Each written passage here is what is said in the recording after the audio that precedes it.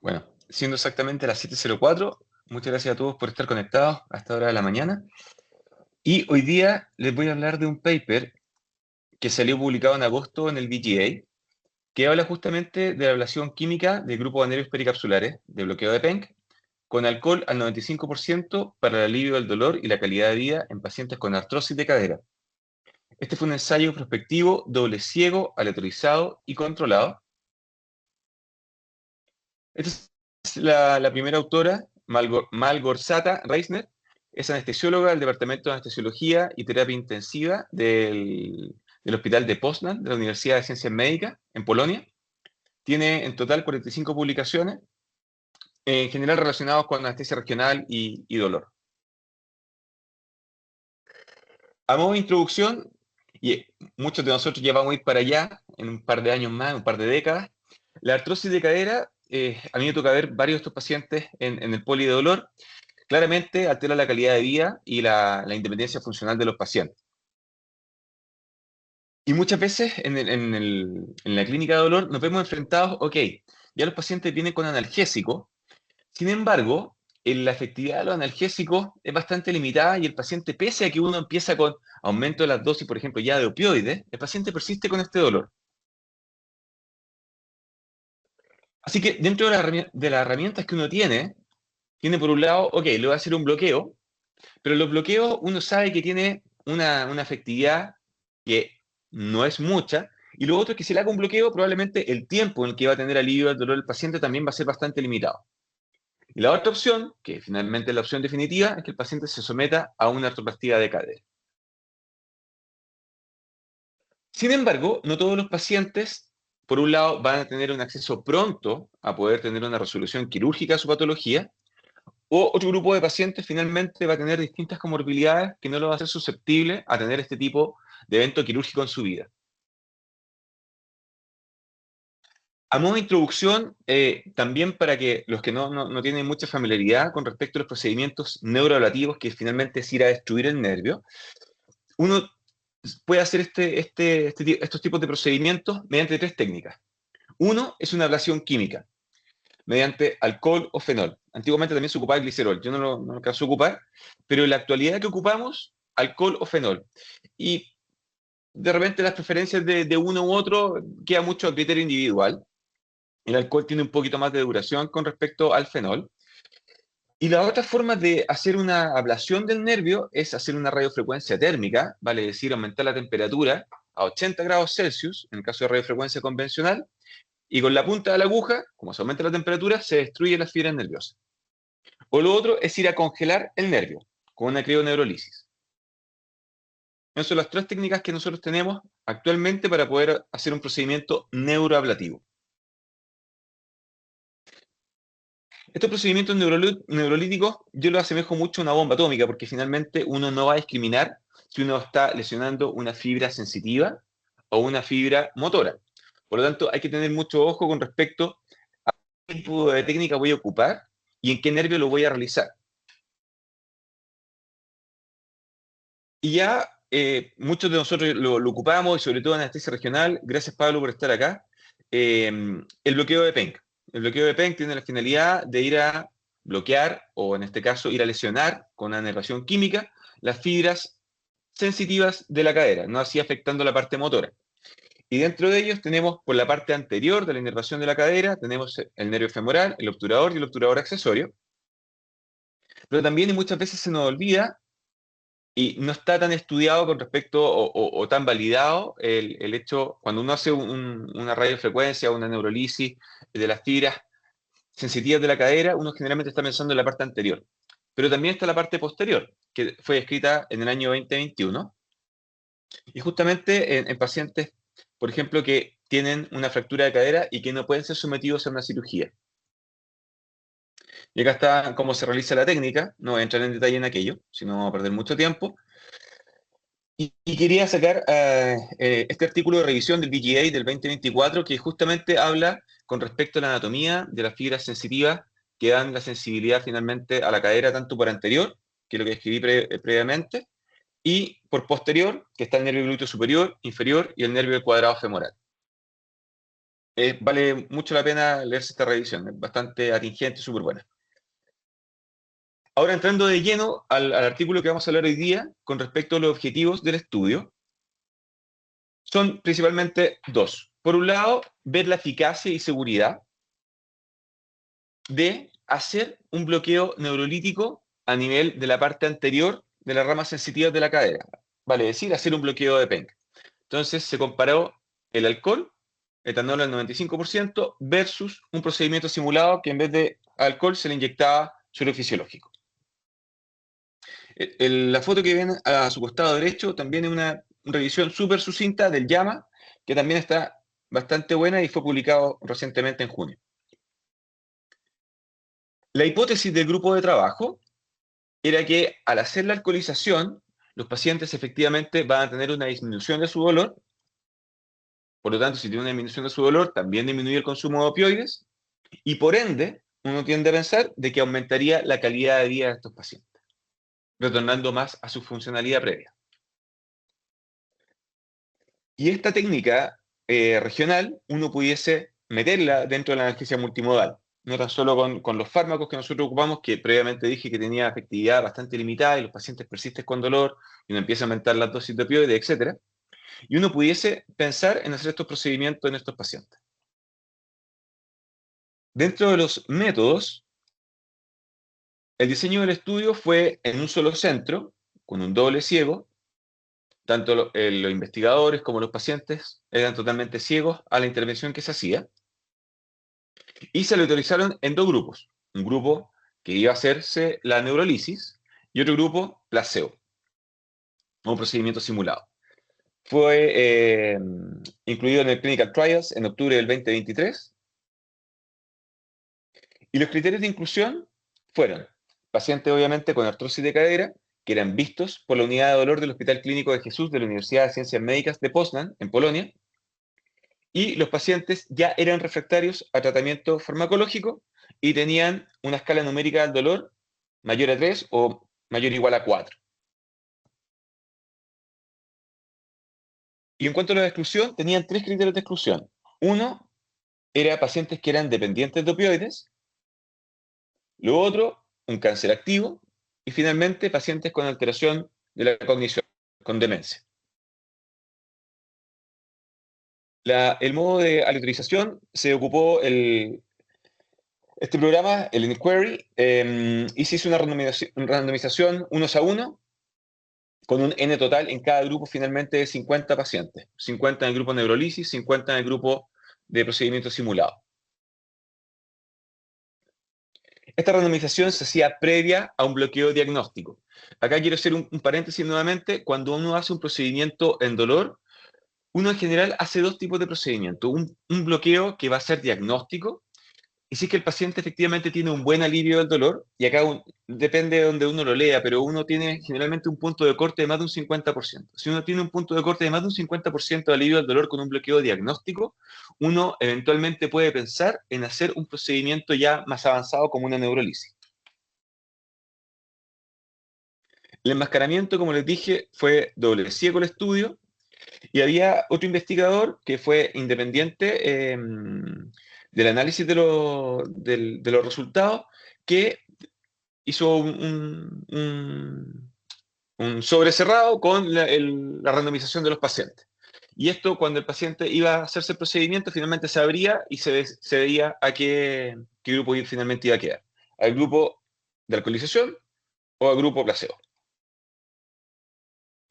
La recolección de los datos, esta línea de tiempo, posterior a la neurolisis, el paciente era visto a los 7 días, 30 días, 3 meses y 6 meses.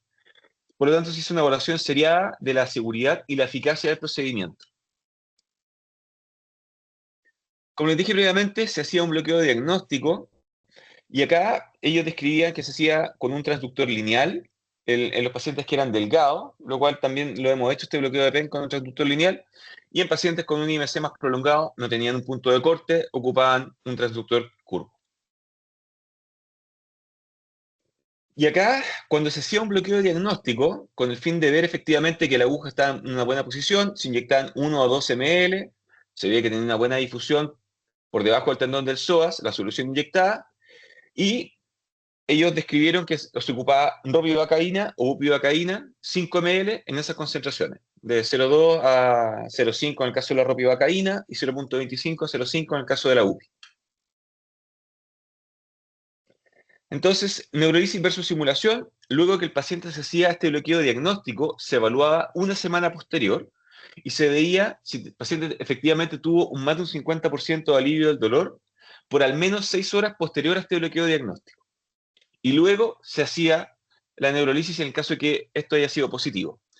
Se hacía con alcohol 2,5 ml o suero fisiológico 2,5 ml. Acá quiero hacer una salvedad. En la mayoría de los estudios que han sido reportes de casos, series de casos, cuando uno hace este tipo de procedimientos, las dosis reportadas de agente neurolítico van entre 3 y 5 ml. Acá fue un poquito menos, ¿ya? Fueron 2,5 ml. Y lo otro que quisiera destacar es cuando uno inyecta alcohol. Imagínense, cuando uno tiene un corte, se pone alcohol, arde. Claramente cuando uno inyecta alcohol también en un paciente, duele y duele bastante. Por lo tanto, uno tiene que inyectar anestésico local previamente. Y en general, uno inyecta lidocaína, cosa que tenga un efecto rápido, y después inyecta el agente neurolítico. Bueno, en este caso, en el estudio, se hizo lo mismo. Se inyectaron 5 ml previo a inyectar el agente neurolítico. En cuanto a la medición del resultado primario, nuevamente a los 7, 30 días, 3 y 6 meses, se vio la escala numérica del dolor, ¿ya? Y los resultados secundarios eran principalmente tres.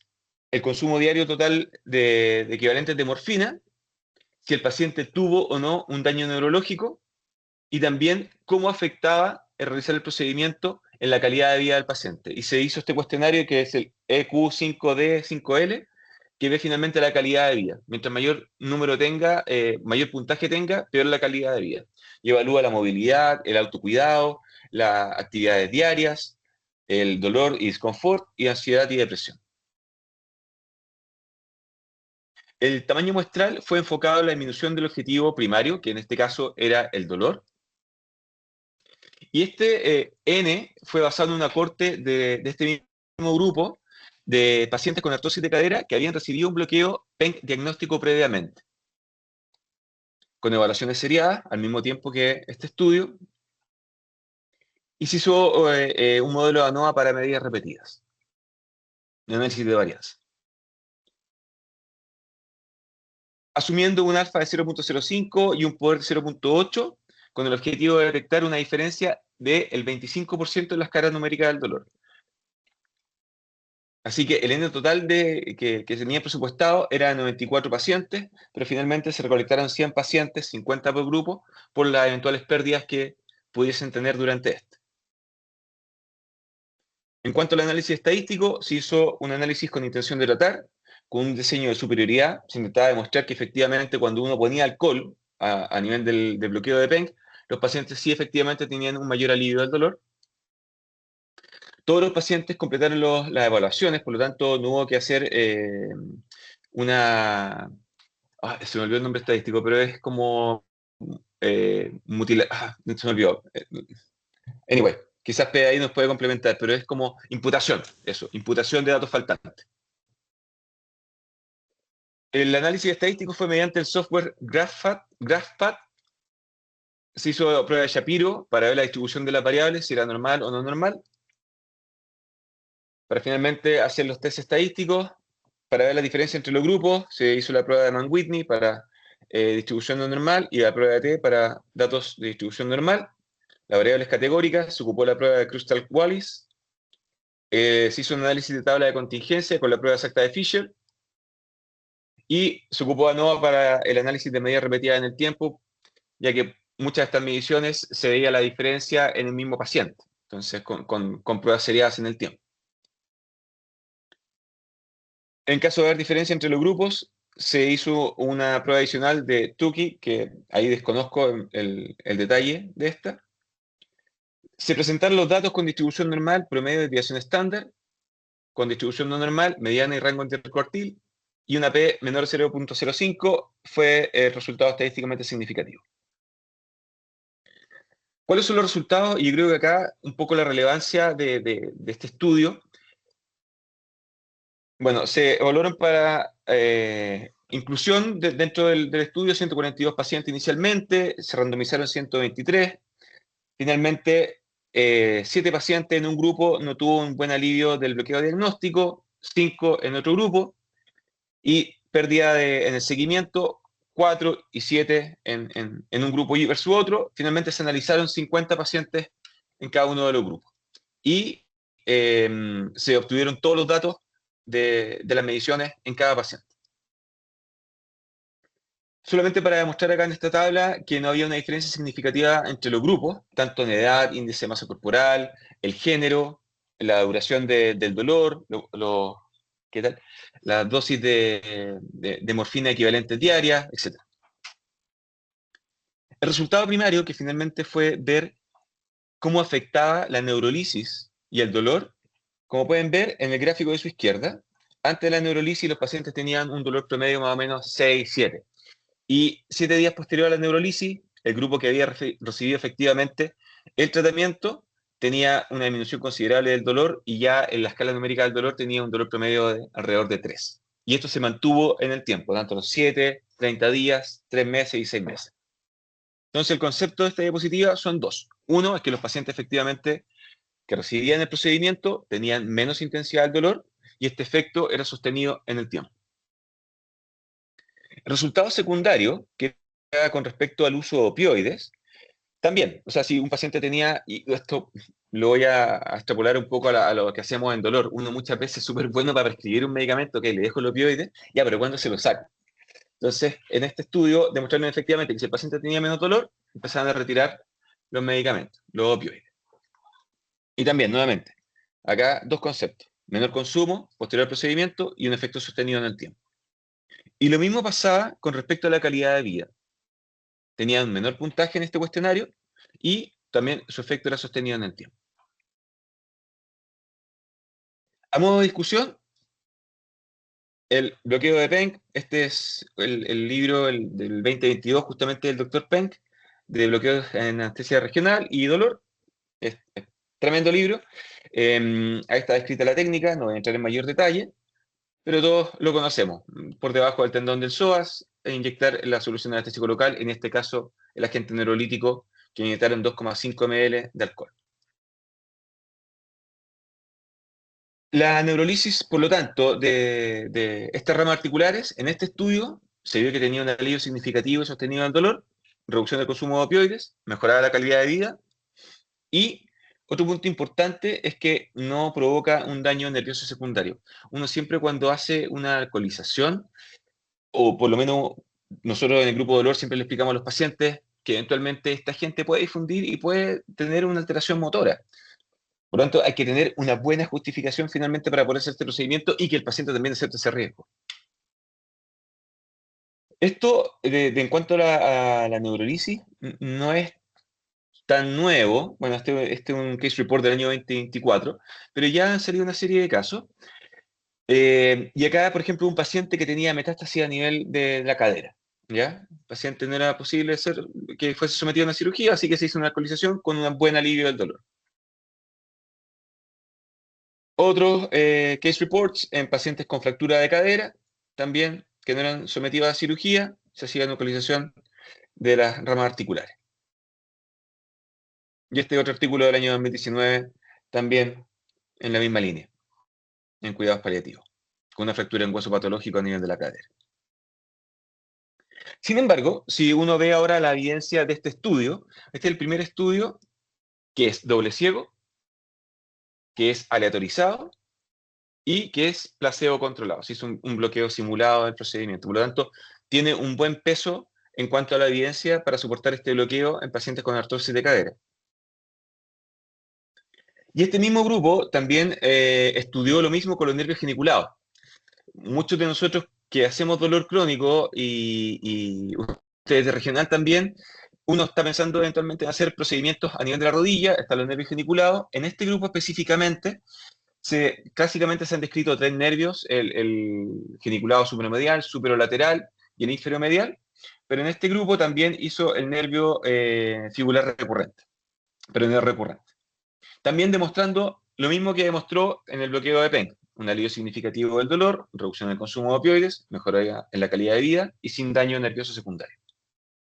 Pero esto a nivel de la rodilla. Ventajas sobre otras alternativas, porque como anteriormente les dije, la neurolisis tengo tres formas de hacerla. En cuanto si uno comparase solamente el precio, en moneda gringa, uno cuando realiza una radiofrecuencia, esta es una aguja, en el costado izquierdo es una aguja de Culif, ¿ya? Es una radiofrecuencia que es un poquito distinta a la radiofrecuencia convencional, pero también el objetivo es ir a quemar las ramas articulares en este caso. Pero el precio varía entre $3.000 a $5.000 versus hacer una alcoholización que al paciente le puede salir alrededor de $200. En uno de los estudios que revisé, 100, $200, ya, $300. Pero claramente es mucho más económico versus que hacer una radiofrecuencia ablativa con ese tipo de aguja. Y lo otro, la crioneurolisis, que es un poco más nueva, y muchos probablemente ustedes han escuchado, sobre todo los que hacen cirugía de tórax. Eh, Sin embargo, la duración que eventualmente puedo provocar con la crioterapia eh, es en general por un tiempo más limitado versus la alcoholización. Entonces, cuando uno ve a los pacientes, finalmente este estudio demostró una mejoría global, un menor consumo de opioides, una mejoría de la calidad de vida. Sin embargo, hay algunas limitaciones que ellos también escriben en el trabajo y uno puede considerar. Son seis. Este fue un estudio unicéntrico, un seguimiento a 6 meses, por lo tanto, solo un mediano plazo. Se excluyeron pacientes con cáncer, demencia o dependencia opioide. Yo encuentro personalmente que está bien justamente para este tipo de estudios, porque quiero ver efectivamente cuál fue la efectividad real en un paciente que no tiene alteración de la cognición o que se está a punto de morir. Pero eventualmente sí este tipo de procedimiento justamente puede ser enfocado en estos pacientes, porque en una vez el familiar hoy tuvo una fractura de cadera, el paciente está con deterioro cognitivo, no quiero que se someta a una cirugía y es un buen candidato para hacer finalmente una neurolisis a nivel de las ramas articulares de la cadera. A un paciente ya en cuidados paliativos que tiene una fractura en el hueso patológico, que nadie lo quiere operar, es una buena alternativa. Eh, una otra limitación es que efectivamente cuando uno inyecta solución salina versus alcohol, la sensación claramente es distinta, podría haber afectado a los resultados. La tasa de abandono en este estudio fue mayor a la prevista, sin embargo lograron tener un buen N en cada grupo y las mediciones finalmente se consiguieron todas en cada uno de los pacientes. Y lo otro que siempre está rondando en dolor, que los factores psicológicos no pueden ser tan solo un factor que es menor, sino que muchas veces también afecta la efectividad de los procedimientos. En resumen, y para la casa, cosa que sea bien práctico, porque finalmente los que hacemos dolor, sí, probablemente si nos llega una interconsulta, nosotros vamos a ser los primeros en ir a ver este tipo de pacientes y finalmente evaluarlo si es un buen o no candidato, pero también todos los que hacen anestesia regional hacen probablemente mucho mejor que nosotros estos procedimientos y también les puede tocar a ellos, por ejemplo, en el caso que la Panchi, yo, Ricardo no estemos, también pueden contar con esta herramienta cuando les toque evaluar este tipo de pacientes. Dentro de la fortaleza de este estudio, demostró que era eficaz y era seguro en pacientes con artrosis de cadera que eran sometidos a este procedimiento con alcoholización y algunas cosas a futuro. Puse acá 3 diapositivas. La primera es que, como anteriormente había dicho, era un estudio unicéntrico, se necesitan estudios multicéntricos para evaluar aún más la efectividad del procedimiento. En cuanto a la duración, ¿qué pasa después de los 6 meses? No sabemos. Efectivamente, compararlo, aunque es muy caro compararlo con otra técnica, por los precios que les dije, con una aguja de Culif o versus crioterapia. Y lo otro que también quise sacar acá al tapete es la parte posterior de la cadera. Y acá yo me declaro un poco ignorante, yo no he hecho nunca una alcoholización de la parte posterior de la cadera, pero también podría ser considerado. Y lo quise también sacar porque este grupo hizo la parte solamente anterior, pero si uno revisa los trabajos, tiene una efectividad de un 71%, un 71% de los pacientes va a tener un alivio significativo cuando lo haga una alcoholización por posterior, cuando tiene una fractura de cadera. y un 94% de los pacientes va a tener un alivio significativo si además incluye la parte posterior. ¿Ya? Se lo pueden leer en el artículo justamente del VGA del 2024, en cuanto a la cápita de neurolisis en pacientes con fractura de cadera, dice sus porcentajes. 71% o 70% de los pacientes cuando le hago una actualización por vía anterior y un 94% cuando hago anterior y posterior. Como comentarios finales del trabajo y también mensajes para la casa, y lo que me llevé de este estudio, por un lado, es que hubo una clara definición de los objetivos, se hizo una asignación aleatorizada de los pacientes, se mantuvieron los ciegos, las características de los dos grupos eran comparables, tuvo el poder para demostrar la magnitud del efecto primario, que finalmente era demostrar que era efectivo en cuanto a la disminución del dolor. La estadística espero que haya sido la apropiada, no soy ningún experto acá. Tiene una buena validez interna, pero queda la duda con respecto a la externa. Fue un estudio unicéntrico y por los criterios de exclusión que previamente había mencionado. Los resultados sí tienen una significancia clínica y un impacto, sobre todo para nosotros, que estamos muy enfocados en la parte de hacer bloqueos regionales. Así que se puede aplicar perfectamente en nuestra realidad local, tanto como especialista en dolor como regionalista. Cualquiera de los dos grupos lo puede hacer perfectamente bien. Y eventualmente otro tipo de patologías de cadera en pacientes no candidatos a un evento quirúrgico también puede ser candidato. ¿Ya? Y eso les quería comentar del trabajo del VGA. Muchas gracias a todos.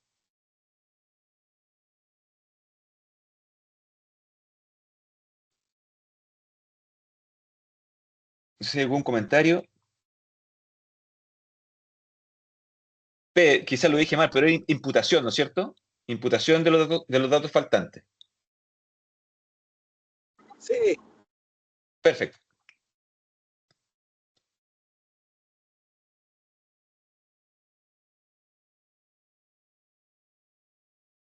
Eduardo, Mande. como comentario, yo creo que el trabajo desde el punto de vista de la eficacia del bloqueo para los pacientes y para el objetivo que ellos están buscando, que es disminuir el dolor y mejorar la calidad de vida y bajar los opiáceos, no tiene mucho cuestionamiento, ¿ya?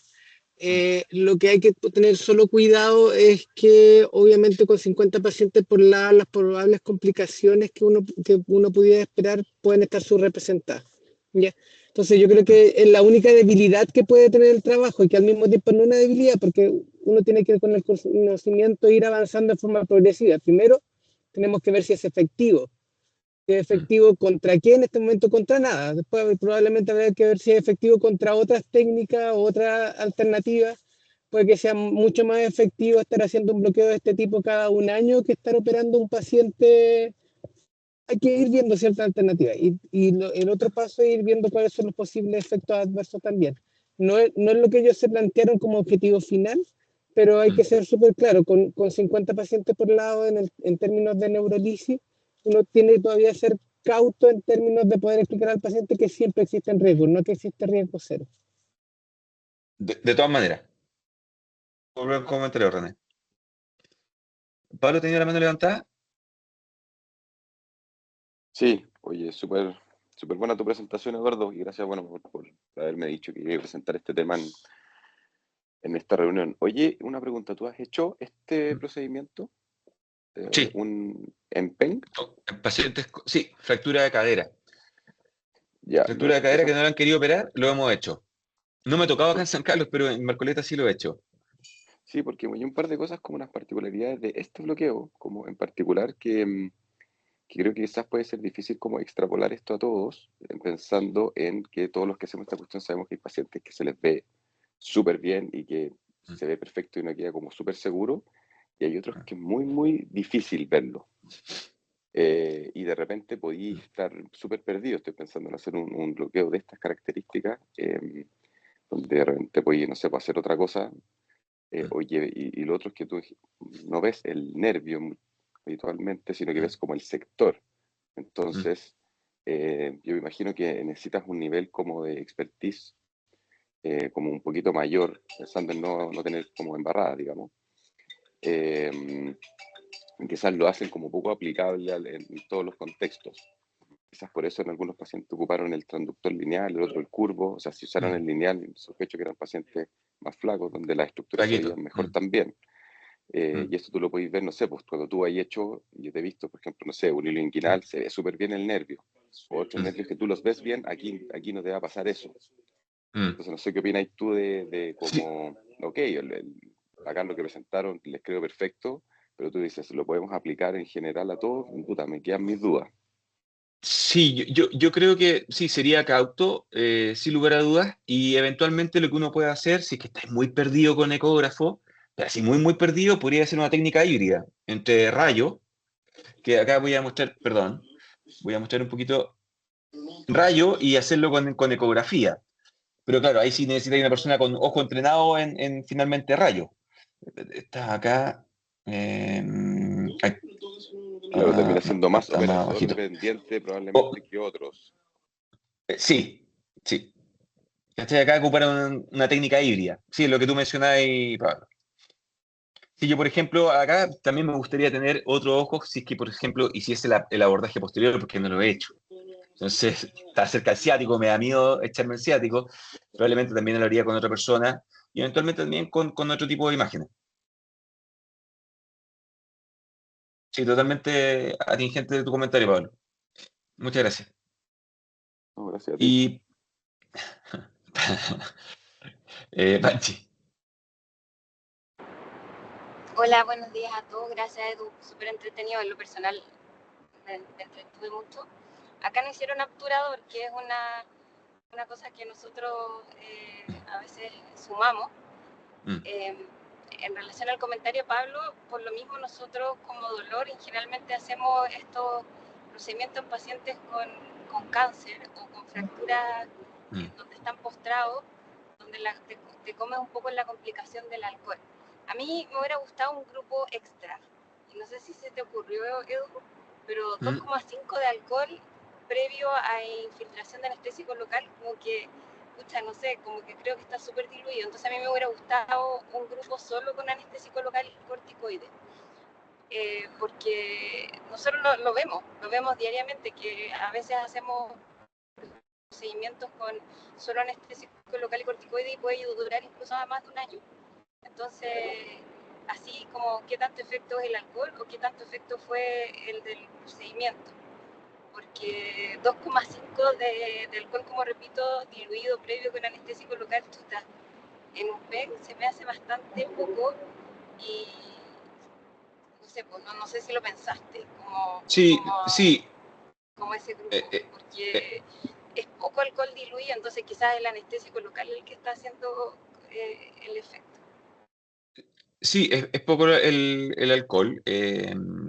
Toda la razón. Y lo que mencioné previamente, en general, la serie de casos o case reports que hay es de 3 a 5 ml, lo que yo he leído, hasta lo que yo tengo conocimiento. Y lo encontré también poquito la dosis de alcohol. Probablemente era como estos pacientes son ambulatorios, no tienen ninguna patología como más terminal, quizás fueron un poquito más conservadores, se me ocurre a mí. Y lo otro que sí me llamó mucho la atención es que no hayan hecho el obturador, porque muchas veces, porque uno finalmente cuando hace un bloqueo de PENC y uno está pensando en hacer una denervación de cadera, con el bloqueo de PENC agarráis la rama articular del femoral y también del obturador accesorio, pero no estáis agarrando efectivamente bien las ramas del obturador y nosotros por lo menos en dolor, estoy hablando acá en dolor, hacemos también de forma separada el obturador. Y que técnicamente hay un punto a considerar, Pablo, que técnicamente con ecografía el obturador es difícil y muchas veces ahí sí hacemos una técnica híbrida entre Claro, fluoroscopía y rayo. lo que hay de los trabajos anteriores son que con 10 ml, creo que era el volumen mínimo, es que tú alcanzáis todas las ramas que mencionaste con el PEN, pero con volúmenes menores, que es un trabajo cadavérico de TRAN con PEN, no alcanzaba, por lo menos cuando lo hicieron en cadáveres, eh, Ujú. el bloqueo de las ramas. Entonces, nuevamente me llama la atención el poco volumen que usaron, porque igual el bloqueo de PEN es volumen dependiente cuando uno quiere Mm, alcanzar esa rama. Entonces, por eso, mm, no sé, yo pensaba que qué hubiese pasado si fuera solo anestésico local. mm. Sí, Mucho por el comentario, Panchi.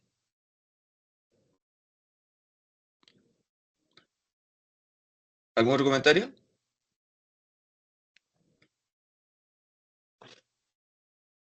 Perfecto. Bueno, siendo las 7:40, cumplimos en el tiempo. Hay 20 minutos antes de comenzar el pabellón. Así que lo dejamos hasta acá. Muchas gracias por la participación. Que todos tengan un muy buen día. Gracias, Chao. Eduardo. Gracias a ustedes. Chao.